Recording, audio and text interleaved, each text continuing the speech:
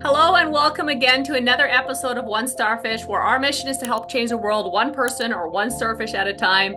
As always, make sure to rate, review, subscribe, share, all the things. That's how we get the word out about what we do.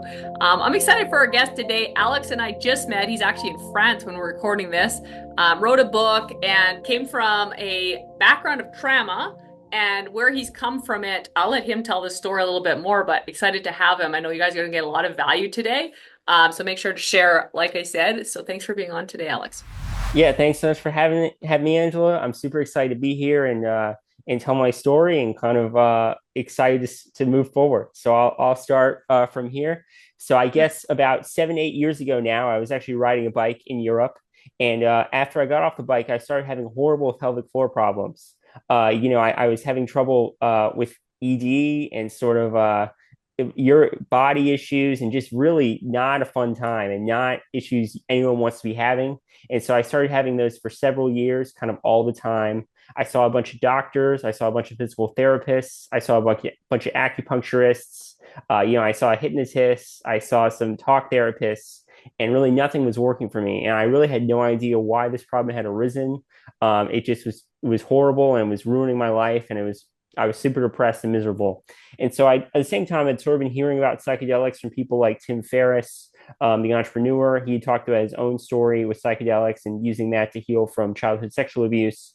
And so I started doing psychedelics. I found a guide in New York City and later in Austin, Texas, that I started working with MDMA assisted psychotherapy. And so what MDMA does is it kind of makes you feel safe. And it kind of in that feeling of safety, in that release of all this serotonin, it kind of helps bring up traumatic memories from the past. And so it turned out I'd actually been horribly sexually abused as a 6 year old, 7 year old by an authority figure. And that was sort of the driving force behind my pelvic floor problems and a bunch of other stuff.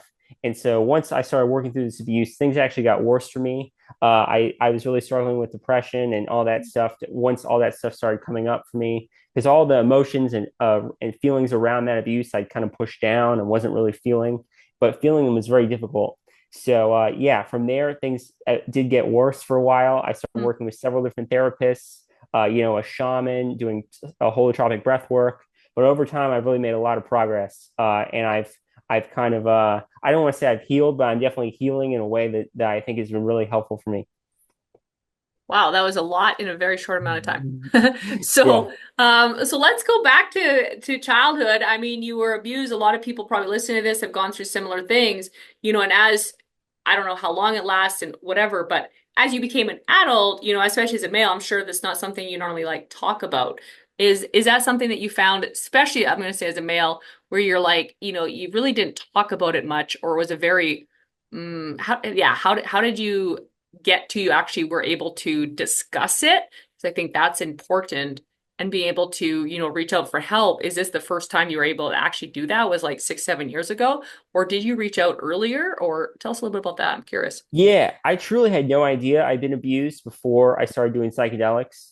I knew I wasn't happy, but it really the abuse wasn't conscious to me at all. It wasn't Mm. until I started doing the medicine that it started coming up for me that this had happened.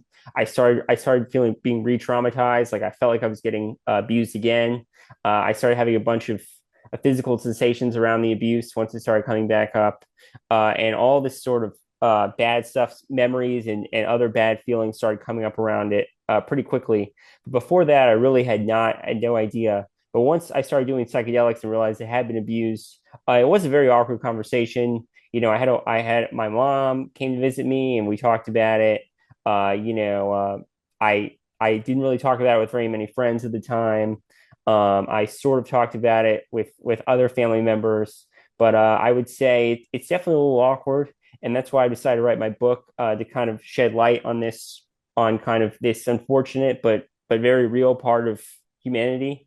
And I think I hope by telling my story, I can kind of shed. I guess it's very close. Talking about this stuff, it's very dark.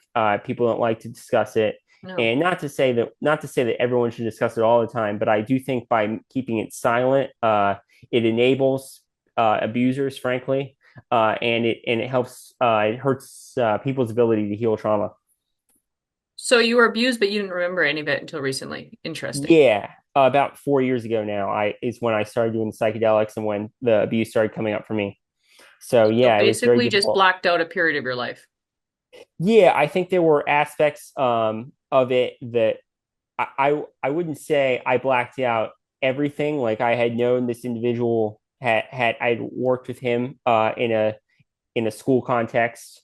But the abuse itself, I had blacked out. I think what happens is it's so scary to a little kid that they can't really process something like that happening. So in order to kind of survive and kind of maintain normalcy, they push all those feelings and that trauma down, and then it just kind of festers inside. And that's when you have a lot of the emotional and physical maladies that I was suffering from, and just a lot. That's where a lot of the anger issues come from, is and a lot of the sort of uh, a lot of the sort of physical and emotional issues that adults face, I think, are actually results of unfelt childhood trauma. Hmm. And so, looking back now, as you went through it, what were some of the things that maybe could have been done earlier in your life as a parent to help, like, say like you've got kids and they're dealing with something like this and you don't even know about it. How do how could someone get it out of someone sooner, I guess? That's kind of, I don't know how else to put it. But Yeah, I definitely think preventative measures are really good. Unfortunately, this individual had a lot of access to me as a little kid. He was in an authority position, and we spent time alone together. And he kind of used his authority and used that trust that he had been given by different people, including my parents, to kind of abuse me. So I definitely think it's good for parents to be vigilant about who they're letting spend time with their kids, particularly in a one-on-one setting. Again, I think times have changed since then, so I think a lot of the tactics he used in the early 2000s, I don't think would be as effective now. I think people have sort of caught on to this behavior a little bit. But that being said, I think babysitters, coaches, teachers, these people are unfortunately in positions of power. Right? I should say, unfortunately, I think unfortunately, some people do abuse these positions of yes. power, is the right way to frame this. And I think that that's a real thing. And I think it's important for parents and for others to monitor and be aware that these things can and do happen. So you said whenever you started down this path, your body was acting up, and that's what kind of started to trigger it. And we talked about this just before we got on. So what have you seen kind of as a connection between mind and body in some of these kind of situations? Yeah, well, as I mentioned before, horrible pelvic floor problems. That was by far the biggest for me. Trouble, defecate, all sorts of bad stuff. So I think, these mind body connection thing, I think is very real. And I think as people have done more and more research, they've kind of realized that. And, a lot of the physical maladies that people face on a day-to-day basis, whether that's a tight neck or, a tight back, and a lot, it's particularly muscle tension, like a clenched fist or a kind of clinching. A lot of that stuff is due to repressed anger, whether that's from violation or fear or all that stuff. So not to say that every malady is like emotional trauma. Like obviously, if I stub my toe, that's not really like Okay. But certainly, I think a lot of the chronic issues and a lot of the autoimmune diseases can have a diet or a trauma base. Eczema can sometimes, and so I think a lot of the kind of physical maladies that aren't easily explained or aren't easily treated, I think a lot of the times can have an emotional trauma base. I agree with that. That's, yeah, 100%. So what have you found in your journey with psychedelics, and just you did even more than that. You said you went down like this whole like depression and anxiety and all that kind of stuff kind of came out, which I think a lot of people deal with on a regular basis, especially after the last few years. What's some tips that, could help someone if they're listening to this that might either start them on the track or, point them in the right direction? Sure. So I think on my day-to-day basis, I try to journal most days, if not every day. Something I like about myself, something I'm grateful for. I spend as much time outside nature as I can, particularly on my bare feet, kind of in grounding, with my feet literally on the ground. And I think that helps center me a little bit. And then I think eating well and trying to get 8 hours of sleep is as best I can is really important too. One thing I noticed is some people are really good about the emotional stuff, but physically they don't take very good care of themselves. And then other people, they're like super ripped and jacked and they eat well, but they're angry all the time because of they don't deal with their emotions very well or don't Mhm. process that stuff. So I think these things are symbiotic. It's not really one or the other thing. I think both of them are super important. So exercise, diet, and then I do see several different therapists. I see an intimacy coach because I really struggle with that. I A see what a I coach? intimacy. Okay. Yeah, that makes Yeah, sense. because that's been a real problem for me Makes given my sense. abuse history. Yep. And then I see traditional talk therapists. I've done EMDR, which is eye movement desensitization reprocessing, which has been really good for me. And then I also see a shaman. I do holotropic breath work. Kind of all these different things I do to kind of help feel my emotions better, and kind of bring them to the surface. And so I can ultimately let them go and let that repressed anger and sadness go. And so it stops holding me back in kind of my relationships and in everything else. So I think there's a bunch of different modalities people can utilize to kind of work through stuff, but that's all things that have helped me. The one thing I would say is I think it's very hard to move past an abuse history by yourself. I certainly couldn't have done that. So I'm really happy I got professional help um, that has helped me throughout my journey. Okay, so some of you are listening to this and are like, wow, that sounds like a lot. A lot of different people, a lot of different, and then a lot of different costs. So a lot of times people are dealing with stuff and money is also an issue. So, it's starting out, what's something someone like, where would you point them in the right direction that maybe is not like I like the journaling, that was awesome, but also like what could they start to do if, they couldn't afford all these different therapists and stuff like that? Because that's a real thing. Sure. Yeah, I would definitely say journaling and eating well, and sleeping. That's a good start. I do think, at least getting one person professionally to help you is probably a good idea. Again, I try not to give advice, but again, I think it's very hard to heal from this all by yourself. I think even if you look in sort of the ancient times, there was like a healer or a shaman or a group of people that help people deal with different sorts of trauma. And so I think most healing is done on a contextual basis with another person. So I would say it's sort of like an investment in yourself, the same way that eating well or buying a house are ultimately investments. So I would definitely encourage, I mean, I think again, I see several people and they're not cheap. I'm not going to obviously pretend sugarcoat that, Hmm. but I do think one person, I would I definitely think it could be a good idea to try to make an effort to at least find a way to see one person on a consistent basis for a while to try to work through some of this stuff. I love that. And if you're listening to this and you're in Canada, I don't know how the States quite worked yet, but I in Canada, I know that there's some free options if I don't know how where they're good, find the right person, but I know there's some free counseling options also. So, you can reach out to some of those for starters, at least get you in the door. I think that's probably a good start anyway. Like you said, it's hard to do it by yourself for Yeah. sure. Uh, which is pretty cool. And so as you've gone through this, I'm just curious, as you've gone through some of this journey, how has your family reacted?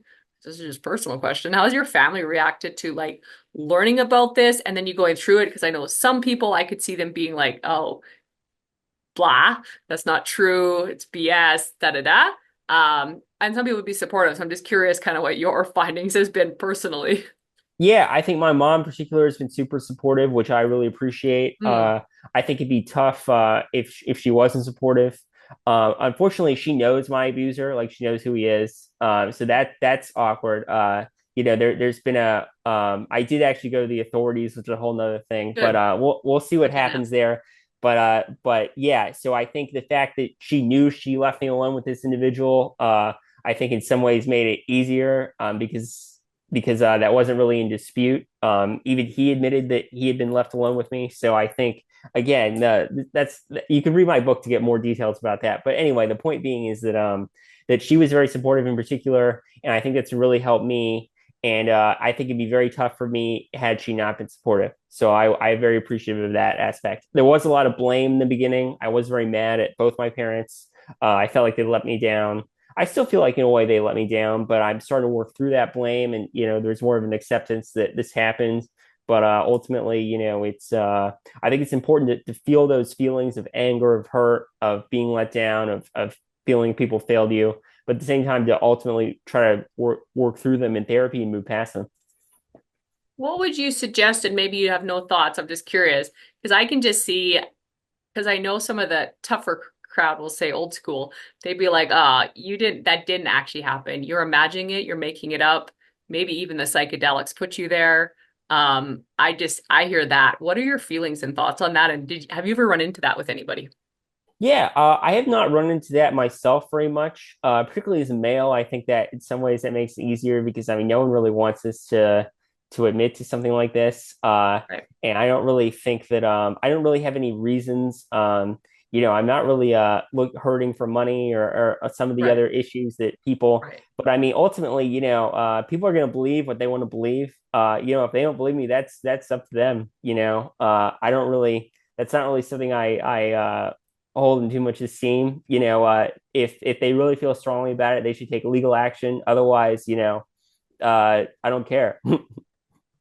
Yeah, I think that's good. So if you're listening to this and because I just think sometimes people stay quiet because they don't want to look dumb or they feel guilty or a level of shame and guilt over something that they had no control of from the studying I've done on this stuff. Anyway, I'm not the expert for sure. And so I was Yeah, just curious, like if that was, some of the things that you had gone through in coming out about this, that is like, oh, this is what happened like however many years ago. And I could just see people being like, yeah, did it really happen? Are you sure? And then you start to question yourself, which I'm really glad that you didn't. And so I think anyone that's listening too, I mean, I think you know. I don't know about that, but I feel like that. There's a little bit of when you know, and something happened and you kind of just know what happened.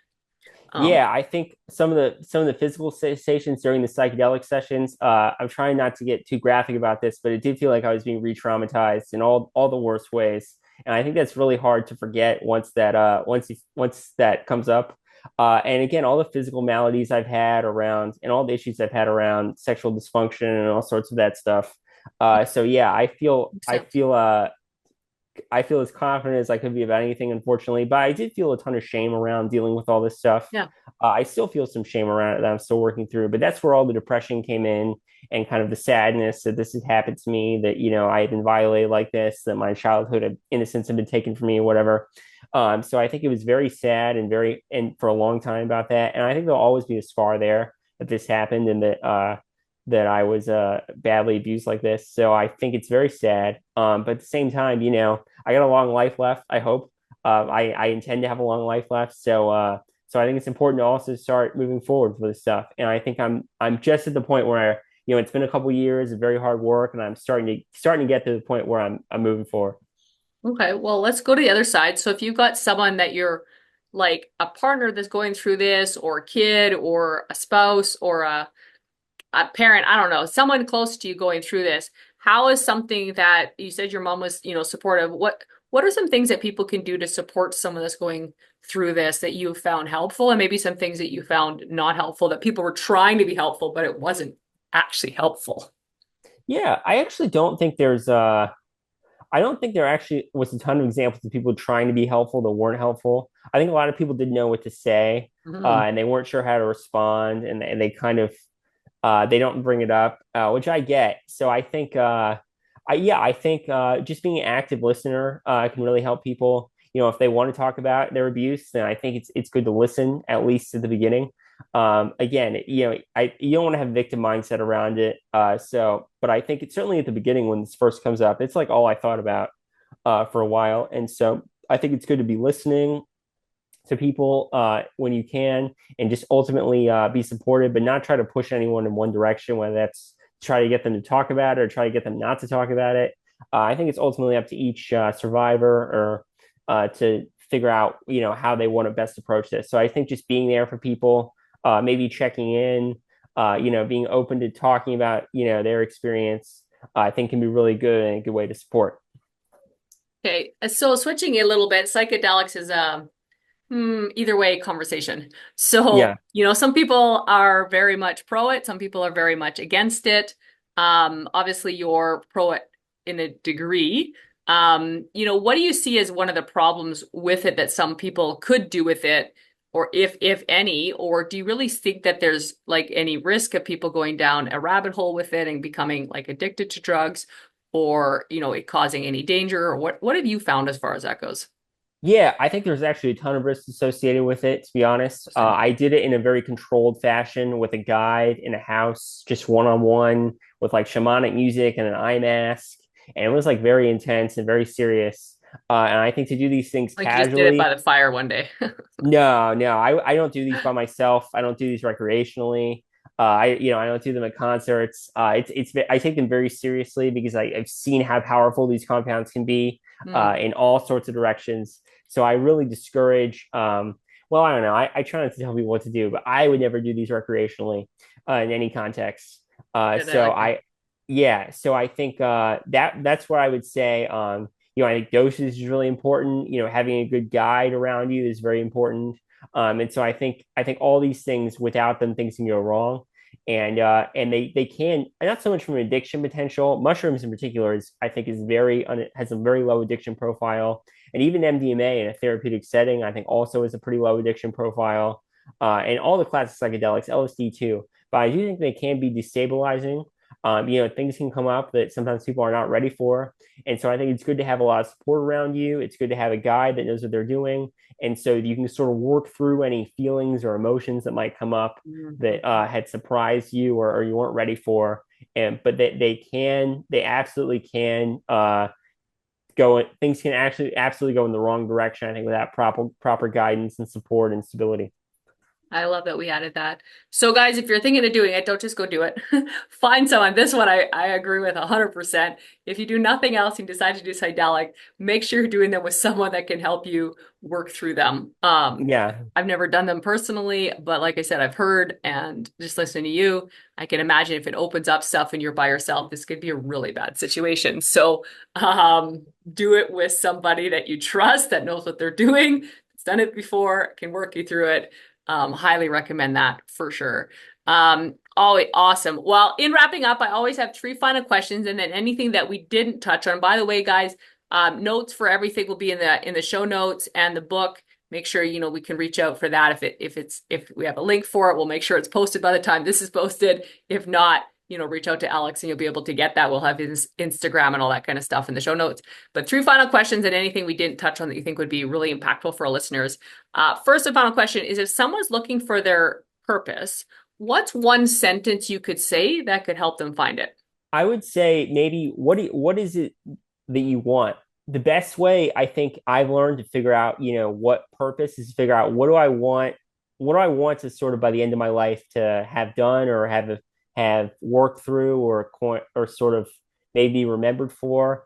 But I guess ask yourself a bunch of questions like, so what brings me meaning? What do I enjoy doing? What do I want to be? What kind of do I want a family and what kind of family do I want to have? And so I think people don't really ask themselves enough questions in my observation. They kind of just sort of sleepwalk and are on autopilot. And so I think even writing this stuff down, you can figure out a purpose. Like for example, for me, I think I want to help people heal trauma. And so because I think I my story can help people and I think it brings me joy. And so by doing that, that helps me find a purpose around that. So I think it's good to clarify what it is that you enjoy and what it is that you think you bring value to. And those things together can sort of help figure out a purpose. That's good. I like that. All right, second and final question. What's your favorite quote and why? I think my favorite quote is I'm sort of going to butcher it, but it's the idea that all progress relies on unreasonable people. I think it's George Bernard Shaw. I'm not quite getting it all right, but the idea is all progress derives from the unreasonable man because but if everybody is reasonable, nothing would change and nothing would get done. So I think it's really good to rely on sort of people that break boundaries and again not in every context but I think if everybody was just doing the same things over the time then nothing would change and nothing would grow and nothing would improve. Good, I like it. And third and final question, what's one sentence or phrase that you would want on your gravestone? He did his best. Well, I like it. All right, so you Yeah. run into someone in the coffee shop and they've listened to this and they're going to try some of it, or maybe they already have. What's something we didn't touch on today that you just think would be really impactful for our listeners? Yeah, I would say that each person, it's up to them to know if psychedelics is right for them to heal trauma. It I would really strongly discourage anyone from doing this because someone else told them to, whether that's me or anybody else. I would, because you saw somebody else do it, because it seems like you should do it. Should is all shame based. Like nobody should do anything. It's except I don't know, maybe like rescue kids from a burning building. Maybe you should do that. But a lot of the times, people use should is just kind of like a way to like impose their values on you. So yeah, I would say don't listen to anybody else, including me, about it's it comes from in here inside if you want to do this. Well, I like that. All right, guys, make sure to share, subscribe, all the things. Let's go out there. If we can change one person or one life at a time, together, we can change the world. Thanks for being on, Alex. Thanks so much, Angela.